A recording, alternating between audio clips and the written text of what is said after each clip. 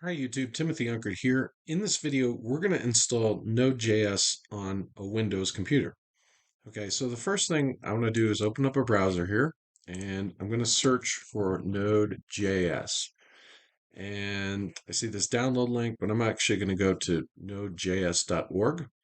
And you'll see here that we have, at the time of this recording, the latest long-term support version is 20.10.0. You can see the release schedule when you are watching this video to see what the long-term support is. So you'll see the even versions are have long-term support. So version 20 is actually going to be supported more than 21, and 22 is going to be supported more than 23, and so on.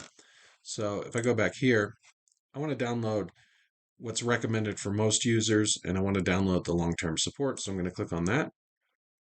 And you'll see we've downloaded this .msi file. I'm going to go to my downloads and I am going to right click and open. And the setup wizard is going to install Node.js on your computer. So I'm going to click next. I'm going to accept the terms of the license agreement. I'll click next. I'm going to keep the default installation place. I'll click next. I'm going to click next for this stuff. I'm not going to install the necessary tools right now because you can manually do that, and sometimes there's some errors with that. So I'm just going to click next. Okay, so it's going to prompt you to make changes to your computer. After you do that, it's going to go ahead and run through the setup wizard and install Node.js. Okay, so it says it's been successfully installed. I'm going to click finish. I'm going to close this out and close my browser out. And to check, I'm going to type CMD here. I'm going to open up the command prompt and I'm going to type node-v, and you see we get version 20.10.0.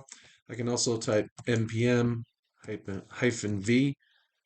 and we'll see we have version 10.2.3, which is up to date at the time of this recording. So we've successfully installed Node and the Node package manager. Hopefully you found this video helpful. If you did, please like and subscribe. Thank you.